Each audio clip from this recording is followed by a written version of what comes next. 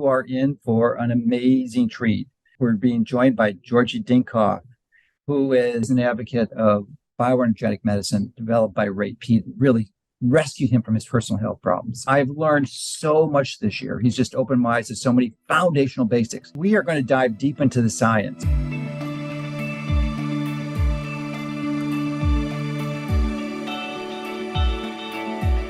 I think there's hardly a chronic condition where you cannot look at the condition and don't see cortisol implicated. And usually, in the majority of cases, it is elevated cortisol versus the low cortisol. I think it's a very good argument that cortisol is catabolic to the brain.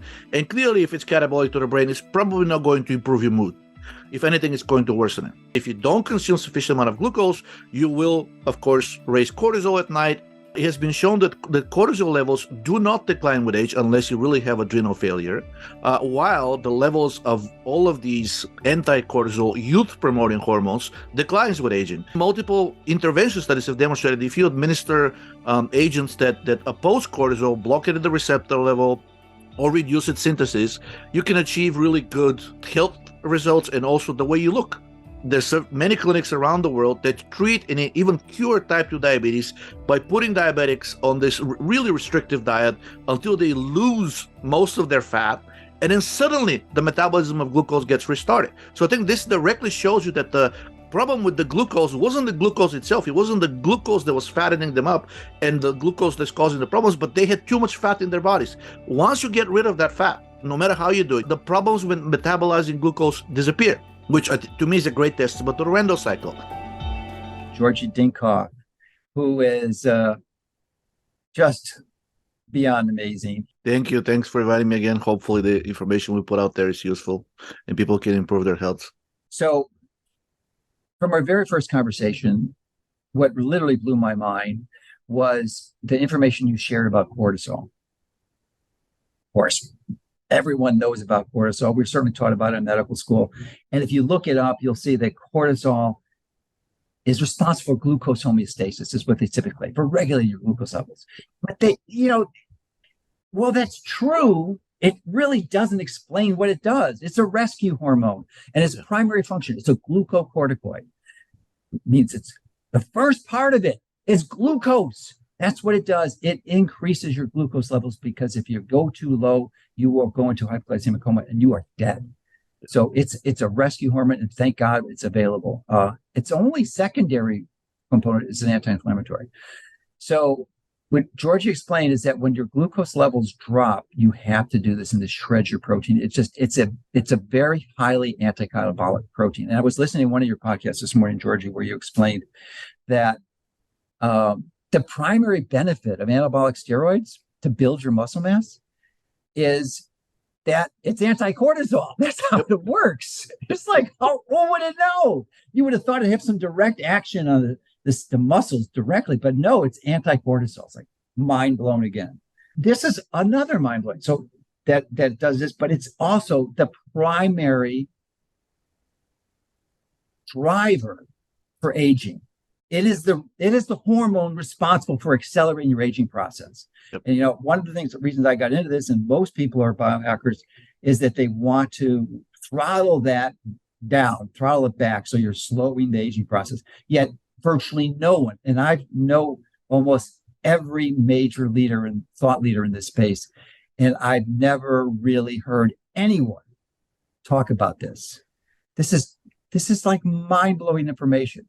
So with all that massive introduction, I don't think I've ever given a longer introduction before an interview to anyone, but this is going to be a long interview, so it's worth it just to frame it. So why don't you comment on what I just said? I fully agree. I think there's hardly a chronic condition where you cannot look at the condition and don't see cortisol implicated. And usually, in the majority of cases, it is elevated cortisol versus the low cortisol. In fact, the only situation we have low cortisol and it becomes problematic is probably Addison's disease, which is truly adrenal failure. And that's rare. Very, very rare. In fact, the only high-profile person that I know that had it was President Kennedy, John F. Kennedy. And he took for life, I think he took cortisol injections, every couple of days.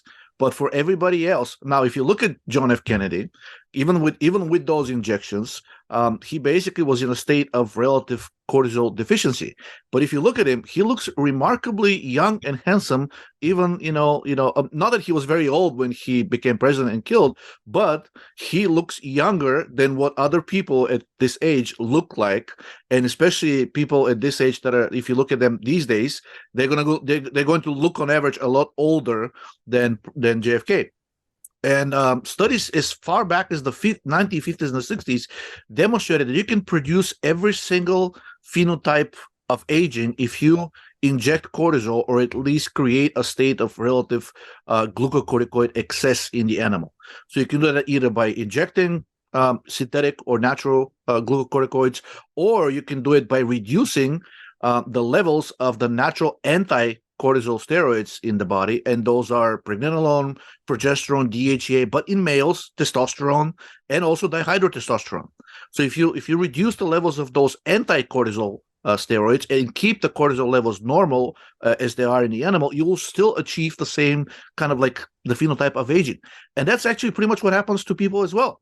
It has been shown that cortisol levels do not decline with age unless you really have adrenal failure, while the levels of all of these anti-cortisol youth-promoting hormones declines with aging. Pregnenolone, DHEA, progesterone, by the time you're 80, their levels are at about 20% of what they used to be when you were in your 20s.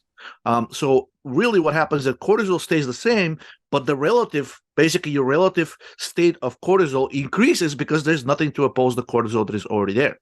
And multiple intervention studies have demonstrated if you administer agents that oppose cortisol, block it at the receptor level, or reduce its synthesis, you can achieve really good both health results and also the way you look. The anabolic steroids are probably the best known example. It's really a misnomer because they're not anabolic, they're actually anti-catabolic.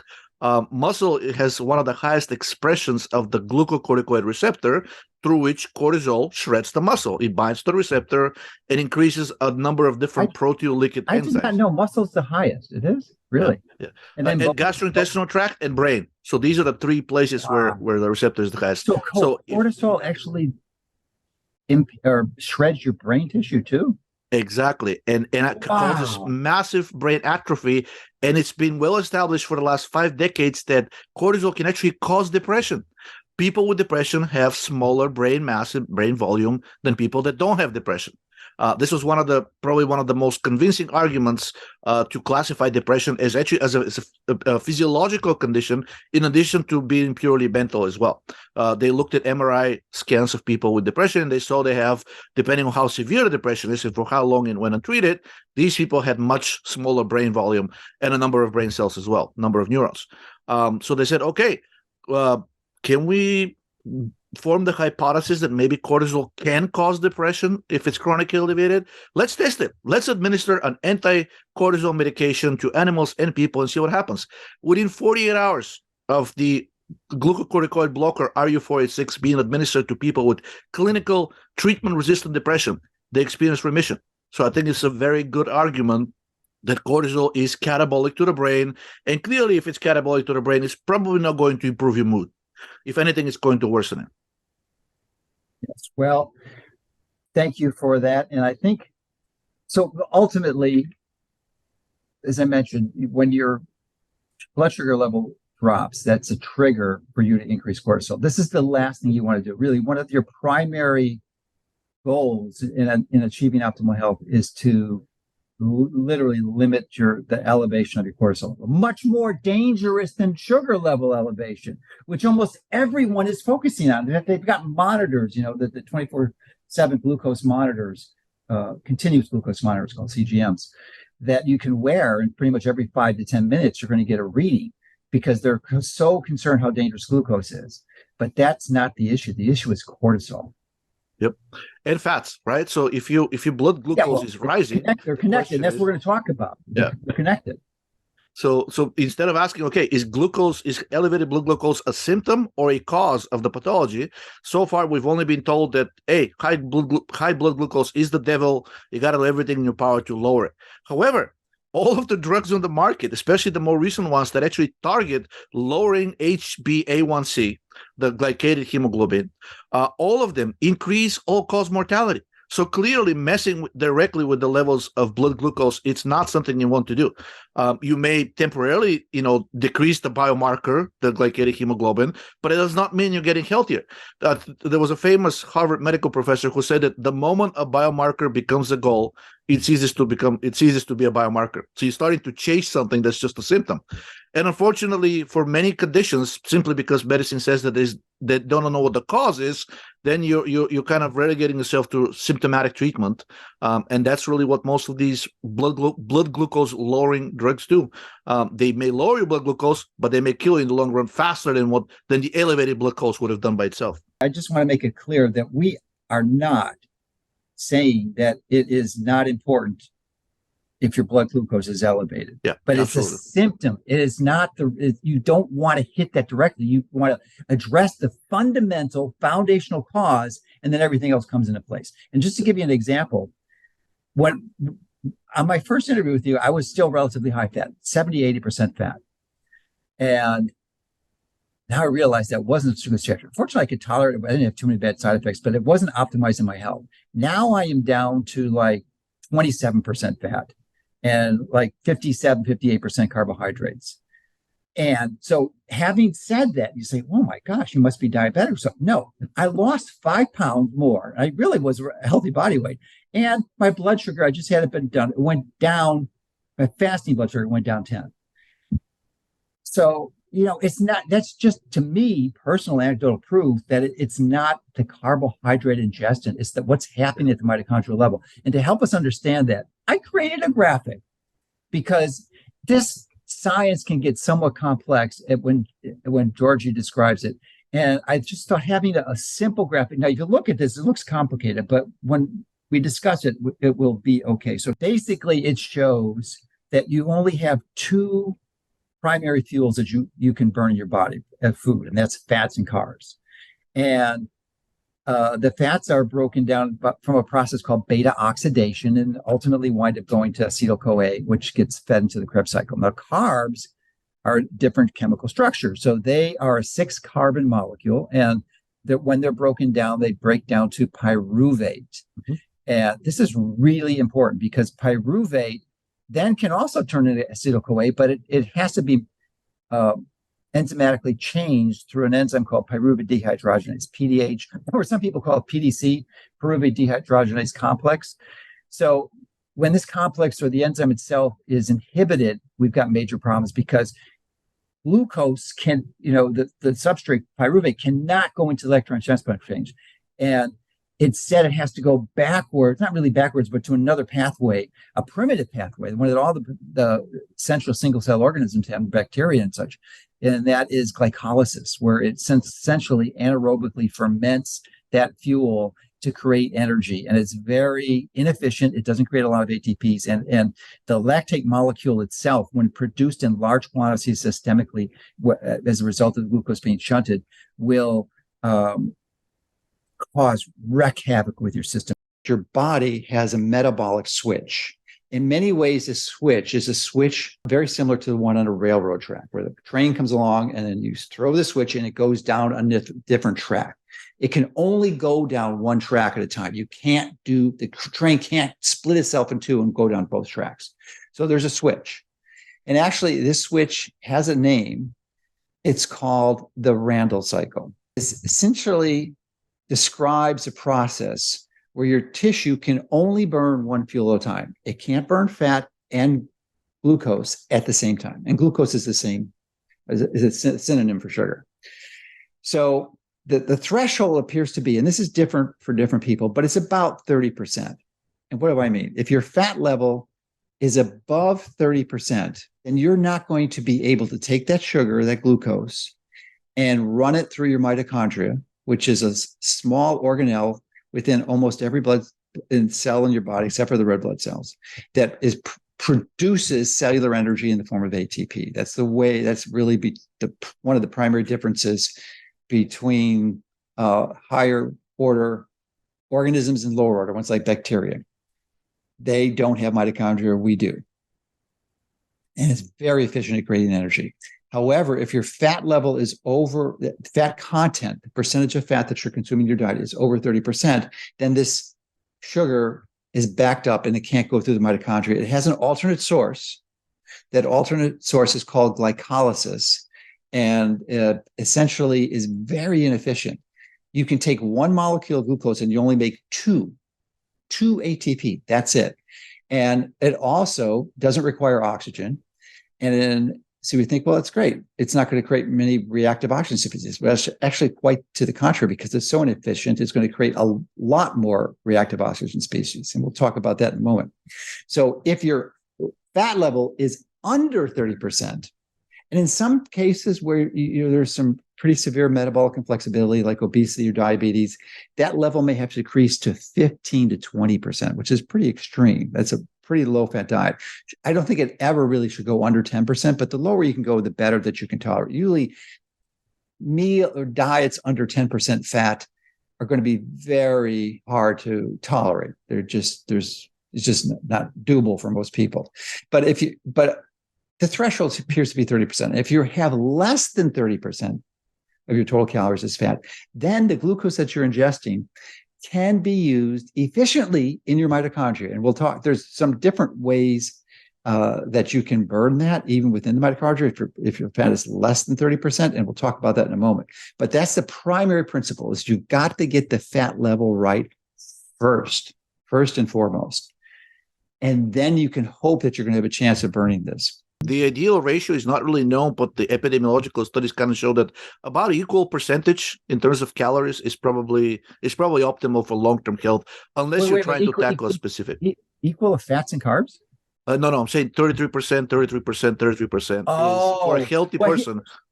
Here's where I would very respectfully disagree, because, and that's a whole other discussion, is the protein. And I've got so many insights from you, but you want, most people don't get enough, but you can get too much. So like in my case, if I have some kidney challenges because of mercury fillings that I had removed incorrectly over 30 years ago. And as a result, I have to be really, really, really careful. So, I think most people, I've heard you say before that you don't really need a lot more than 120 grams, most people, because you just can't burn, like after 30, 40 grams at a meal, you're not getting much benefit, and you're just a burden on the kidneys. And if you already have compromised kidney function, it's a challenge. So if you have to go, I think for most people it's about 15% protein, and that level stays the same. What the real challenge for everyone is to figure out the balance between carbs and fats. Yeah, that's the key thing. Yeah. Once you understand what your protein level, that doesn't change. You pretty much should have the same amount of protein continuously, no matter. The only other thing is to figure out what's the fat, what's the carbs. That's a central argument, or not a central challenge for everyone to figure out. Yep. So for the protein, in fact, it's I think we have a pretty good idea. It's about 1 gram per kilogram of lean body mass. So it's not used to be, FDA recommends, I think, like 0.5, which I think is too low. But also 1 gram per kilogram of body weight turns out to be too much for some people too, because a lot of your tissue, which is fat tissue, is not metabolically active with the protein that you ingested. So it's really mostly for the lean muscle mass that you ingest in this protein. And for most people, let's say they're about 20% fat, and another significant percentage bone. So you're about like 0.7 grams per kilogram of body weight is probably what you need to be striving for protein-wise. Now for fat, basically I guess the level at which the fatty acid oxidation will compete with the glucose oxidation and kind of like shut it out is different for different people, and depends mostly on the endocrine balance. If you look at older people, they say they have the so-called, and sick people as well, they have metabolic inflexibility. So if you give them a meal that's comprised of equal number of calories of carbs and fats, they're going to oxidize most of the fats, and the carbohydrates will go, unmetabolized. So they will raise their blood glucose, and also the lactic acid, which is the byproduct of the fermentative carbohydrate utilization. So I guess you need to play with a ratio, but I've noticed that between 15 and 20% is probably where most people in their current health state are, at which they can metabolize the fat without causing problems through the Randle cycle for the glucose. Diabetic people, especially type 2 diabetes, they have, most of them are overweight. In fact, most of them are obese. Which means they have a plenty of supply of fat. In fact, they have two sources of fats, of supplying fat. One through the diet, and the second one from their fatty tissue. Basically, because there's always some process of lipolysis going on, which means shredding the fatty tissue and supplying the rest of the body with the fatty acids from your fatty tissue. So they have two sources of fat. So for diabetic people, it's probably a good idea to lower the intake of fat from the diet because they already have a lot coming from their own bodies. In fact, there's many clinics around the world that treat and even cure type 2 diabetes by putting diabetics on this really restrictive diet until they lose most of their fat, and then suddenly the metabolism of glucose gets restarted. So I think this directly shows you that the problem with the glucose wasn't the glucose itself. It wasn't the glucose that was fattening them up and the glucose that's causing the problems, but they had too much fat in their bodies. Once you get rid of that fat, no matter how you do it, you can do it through fasting, you can do it through uncoupling agents such as dinitrophenol, which raises your metabolic rate, right? Once you get rid of the fat, the problems with metabolizing glucose disappear, which to me is a great testament to the Randle cycle. So anyway, the question on the Randle cycle is it the organism level, that percentage of fat concentration? Is it throughout the day? Is it through each meal? And is that cycle shifted in each mitochondria, or is the cell level or the tissue level? So I just wanted to dive into some of the specifics of where is that control mechanism. And, I think ideally you probably want it, certainly the average for the day should be that, but should you also go to the effort of seeking to have that ratio of not more than 30% at each meal? So different tissues have different preference for the amount of fat versus the amount of glucose they burn. As I mentioned, the muscles at rest, but not during activity, prefer to burn predominantly fat. The brain prefers to burn predominantly glucose. And in fact, now they're saying that the reason the ketogenic diet is beneficial for things like epilepsy, it's because it has a glucose sparing effect. There is something about the brain of epileptic people that don't utilize glucose as much. By the way, they do produce a lot of lactic acid as well, which means they're not metabolizing, which means they need a lot more of it. And by giving them a little bit of ketones, they can basically get by on fewer amount, on a lesser amount of glucose. So the brain prefers to burn glucose. The reproductive system prefers to burn glucose.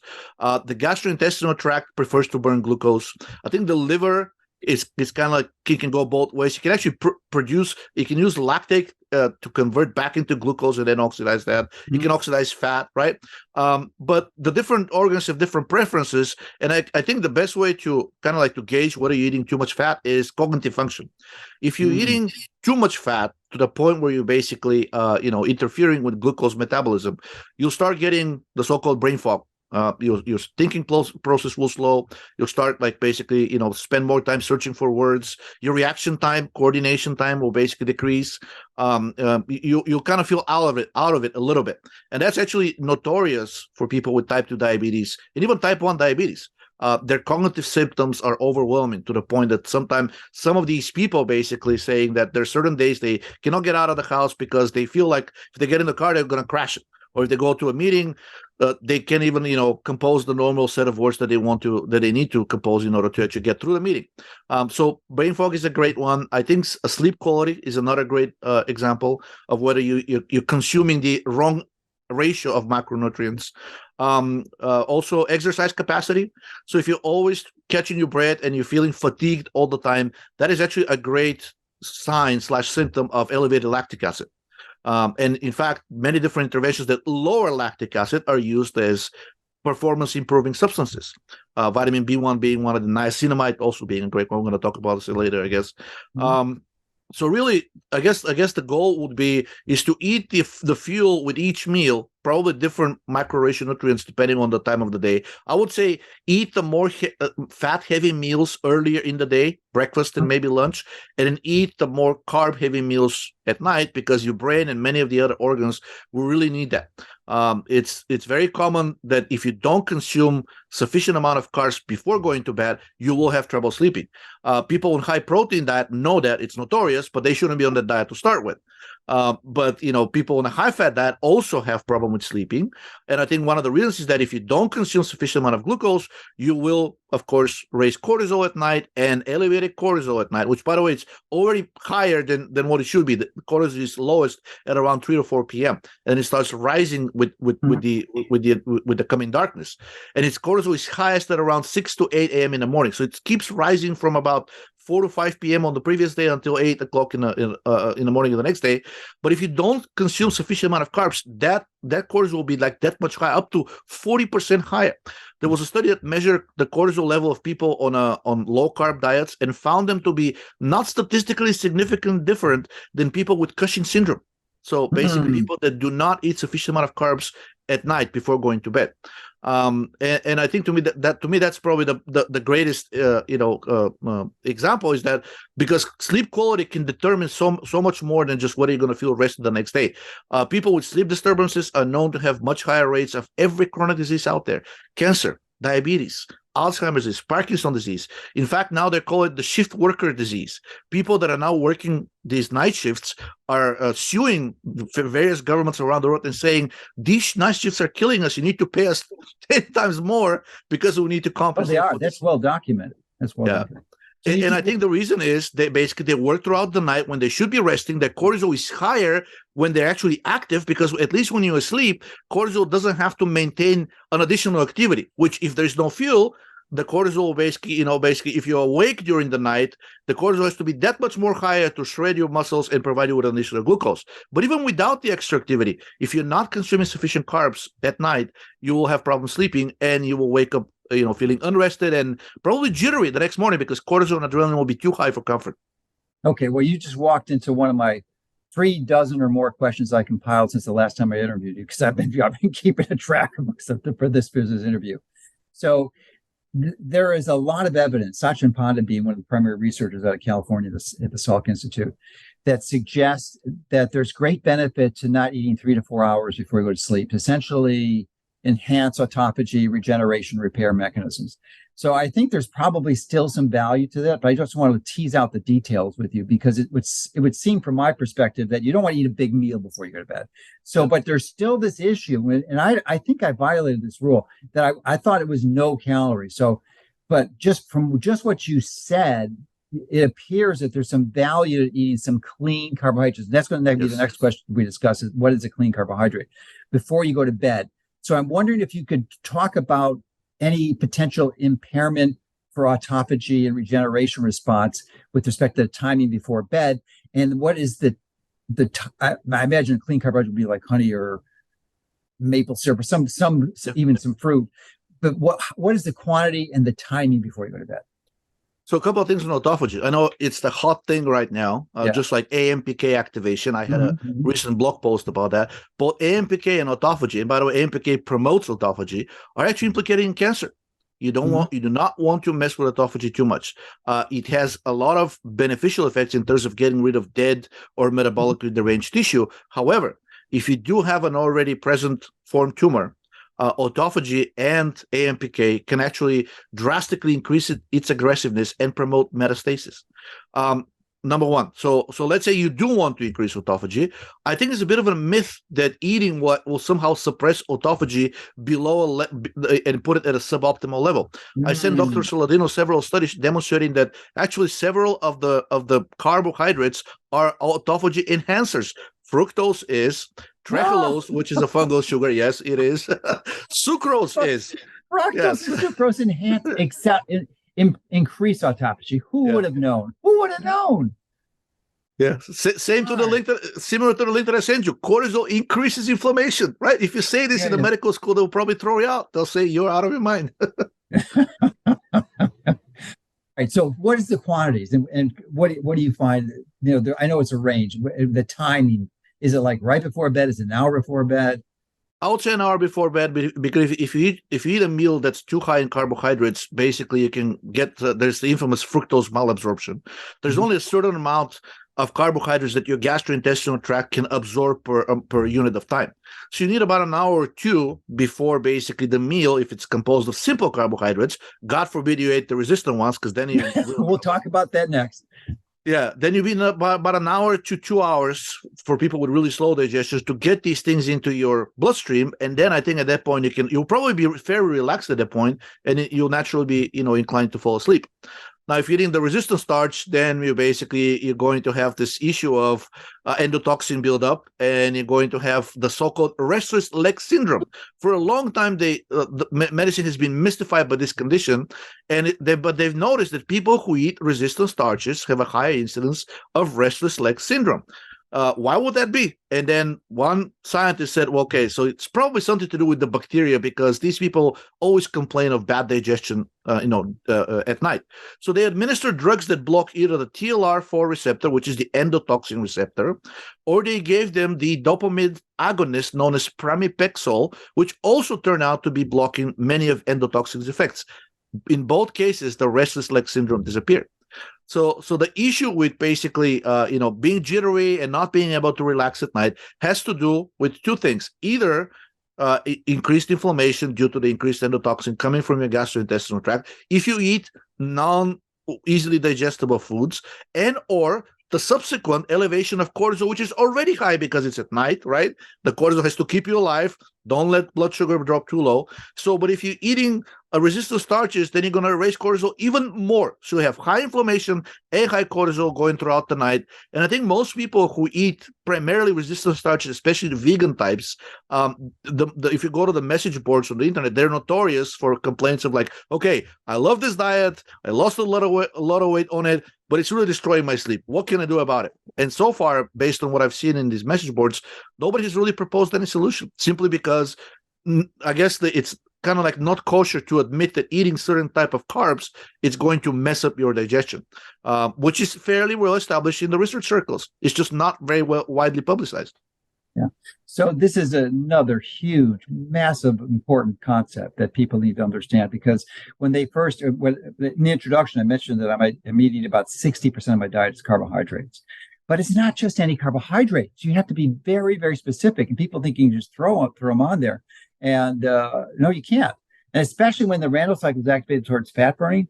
Because my experience clinically and from what I read is that if your fat intake is over 40% and you throw these carbohydrates on there, you're going to disrupt your lipoprotein profiles. Yeah. You're going to increase your risk for heart disease. You're going to shoot out triglycerides because you're not metabolizing the carbs. Yep. And it's going to disrupt your lipoprotein. So you do not want to do that. The fat has got to be below 35%, somewhere in that range. So, but anyway, the carbs are not just for this restless leg syndrome at night. This is for the whole day. You want to eat the right types of carbs, because this endotoxin is a huge deal, driving increased cortisol levels and inflammation in the body with the endotoxin and serotonin. It's massively. So you've got to. So what we talk about these resistant starches. So why don't you expand a little bit? And I have some questions about some of the healthy carbs that are grains or tubers, like potatoes and rice, that probably don't qualify or can be safe carbs, but not quite as good as the ripe fruits. Just 3 days ago, basically, mainstream media admitted that endotoxin drives obesity and diabetes. I thought I would never see this, in a mainstream news media, but the Guardian and the New York Times and I think the Washington Post, because they're all copying each other's articles, but they all came out and said endotoxin is probably what's making you fat. It's not so much basically how much you exercise or the amount of calories in. If you're eating, which means really the calories in versus calories out. That article for me kind of did it in. It said, okay, it's not so much about that. It's about what you eat, right? And how you metabolize it. So the resistant starches are starches that are basically resistant to hydrolysis, which mostly happens into the stomach and the small intestine, which means they arrive almost undigested to the colon, where the massive microbiome, which outnumbers our cells in at least, I think, 10 to 1, something like that. There's like 10 copies of you in your colon. Then they say, oh, yummy, give me those resistant starches. And they have the necessary enzymes and the acids to actually hydrolyze them into simpler carbs that they can actually consume and digest.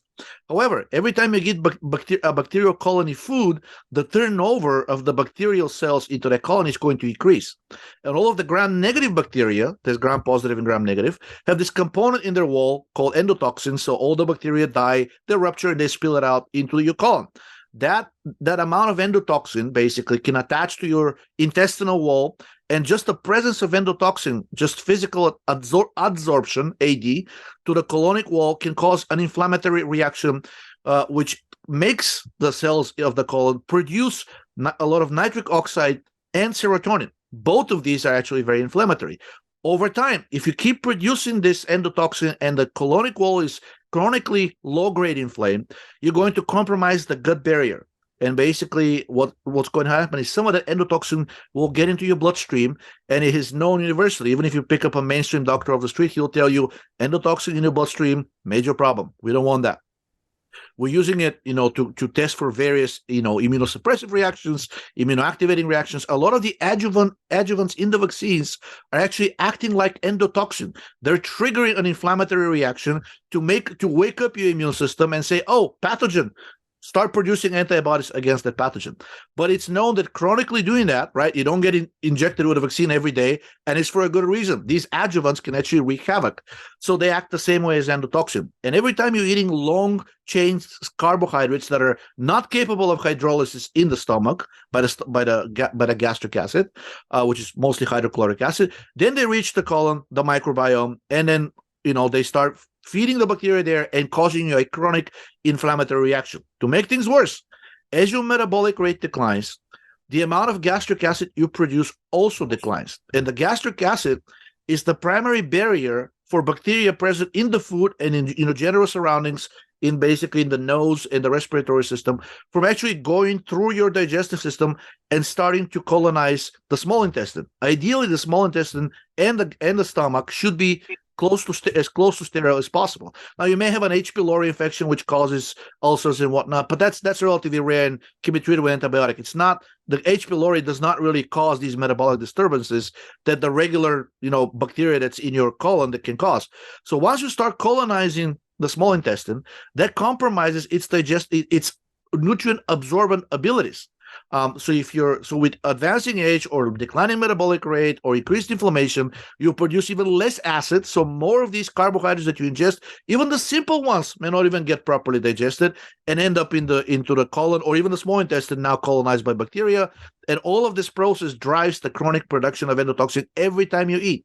So with each meal, whatever does not get digested and absorbed in the stomach and the upper third of the small intestine becomes food for bacteria. And ultimately, that's a huge problem down the road for you health-wise.